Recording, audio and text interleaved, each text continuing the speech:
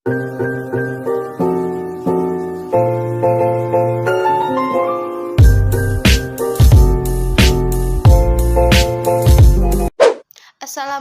warahmatullahi wabarakatuh. Selamat siang anak-anak. Baik, kita bertemu kembali di mata pelajaran pendidikan agama Islam. Sebelum itu, marilah kita mengucapkan lafaz basmalah. Bismillahirrahmanirrahim. Baik, sebelum itu Ibu akan mengabsensi kalian. Jadi, namanya yang dipanggil, tolong angkat tangannya ya. Ayu, Fadila, Vika, Gilang, Rozat, Suci. Kemana Suci? Oh, sakit ya. Baik, anak-anak, kita doain semoga teman kalian Suci lekas sembuh. Dan Ibu ingatkan kembali, tolong dijaga ya kesehatannya, karena kita ini sebentar lagi akan ulangan. Oke? Baiklah, kita mulai saja ya. Untuk materi kita hari ini tentang berempati itu mudah, menghormati itu indah. Baik anak-anak, yang pertama ada pengertian empati. Empati adalah keadaan mental yang membuat orang merasa dirinya dalam keadaan, perasaan, atau pikiran yang sama dengan orang lain. Dalam istilah lain, empati ini dapat diartikan sebagai kemampuan untuk menyadari diri sendiri atas perasaan seseorang, lalu bertindak untuk membantunya.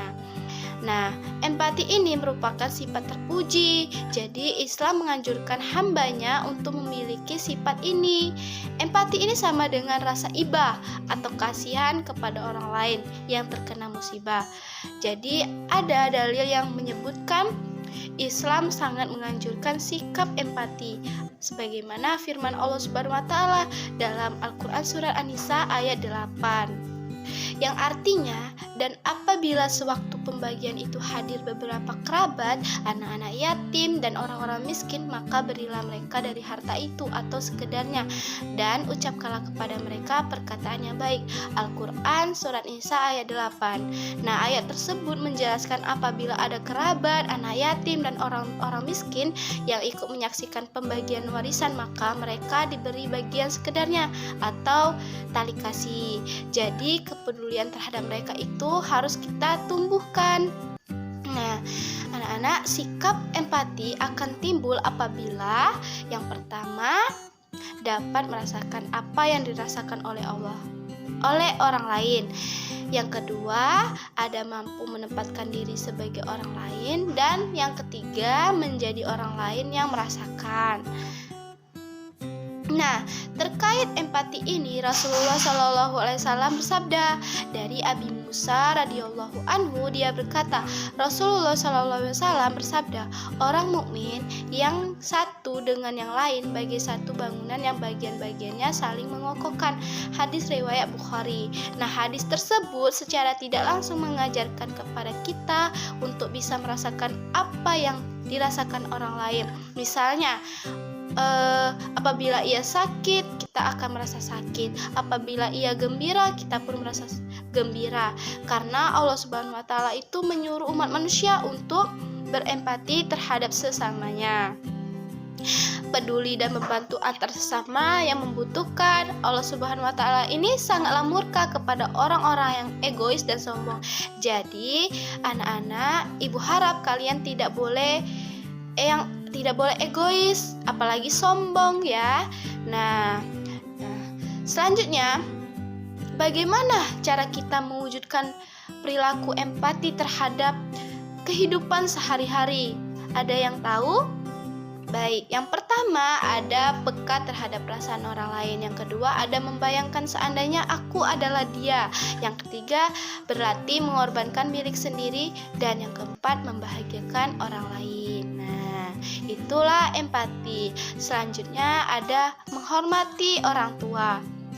Nah, siapakah orang yang paling dekat dengan kamu? Ya, tentunya kedua orang tua. Jadi mereka lah yang membawa kamu ke dunia ini dengan izin Allah Subhanahu wa taala. maka jasa mereka besar sehingga kamu tidak akan mampu menghitungnya. Apa saja jasanya? Yang pertama, ibu mengandung dengan penuh susah payah dan melahirkan dengan mempertaruhkan nyawanya. Yang kedua, ibu menyusui selama 2 tahun dengan penuh kasih sayang dan terjaga malam hari karena memenuhi kebutuhan anaknya. Yang ketiga, ibu dan ayah memelihara kita sehingga kita siap untuk hidup mandiri. Yang keempat, ibu dan ayah bekerja untuk memenuhi keperluan keluarga. Yang kelima, ibu dan ayah memberi bekal pendidikan. Makanya kita jadi anak itu disekolahkan. Nah, itulah bentuk pendidikan. Yang keenam, ada ibu dan ayah memberi kasih sayang dengan ikhlas tanpa meminta balasan. Jadi, begitu besar jasa orang tua sehingga kita sebagai anak wajib hukumnya berbuat baik kepada keduanya karena Allah Subhanahu wa taala telah memerintahkan kita untuk berbuat baik kepada orang tua kita. Selanjutnya, mari kita menghormati guru. Kita harus berbuat baik atau berbakti kepada kedua orang tua. Nah, kita juga diperintahkan untuk berbuat baik atau berbakti kepada guru. Gurulah yang telah mendidik dan mengajarkan ilmu kepada kita. Sebagai pendidik, guru membentuk kita menjadi manusia yang beriman, mengerti baik dan buruk, berbudi pekerti luhur, dan menjadi orang yang bertanggung jawab baik kepada diri sendiri, masyarakat, bangsa maupun negara. Karena berkat gurulah yang menjadikan kita orang yang pandai dan memahami ilmu pengetahuan. Dengan itu, kita akan memperoleh kedudukan yang tinggi di hadapan Allah Subhanahu wa taala. Nah, baik di sini, apakah ada yang mengetahui bagaimana cara kita berbakti kepada guru? Nah, jadi cara kita berbakti kepada guru adalah yang pertama, mengucapkan salam apabila bertemu. Yang kedua, memperhatikan apabila diajak bicara di dalam dan di luar kelas. Yang ketiga, rendah hati, sopan, dan menghargai. Yang keempat, melaksanakan nasihatnya. Nah, dan yang kelima juga ada melaksanakan tugas belajar dengan ikhlas. Jadi, dapat kita simpulkan bahwa empati adalah keadaan mental yang membuat orang merasa dirinya dalam keadaan perasaan atau pikiran yang sama dengan orang lain. Perilaku empati ini dalam kehidupan sehari-hari dapat kita wujudkan dengan peka terhadap perasaan orang lain, membayangkan seandainya dia adalah aku, berlatih mengorbankan milik sendiri dan membahagiakan orang lain. Lalu ketika orang tua kita masih hidup, cara kita menghormatinya yaitu dengan memperlakukan keduanya dengan sopan dan hormat, membantu pekerjaan di rumah, mengikuti nasihatnya, membantu kehidupan ekonominya. Nah, dan sedangkan cara kita berbakti kepada guru yaitu dengan rendah hati, sopan, dan menghargai, mengucapkan salam apabila bertemu, melaksanakan perintahnya dengan ikhlas. Nah, itulah materi kita hari ini. Baik anak-anak, sampai sini apakah kalian sudah paham? Alhamdulillah jika sudah paham. Nah, mengingat waktu kita sudah memasuki istirahat, mungkin cukup di sini dulu ya pertemuan kita kali ini. Apabila ada kesalahan, Ibu mohon maaf. Ibu akhiri.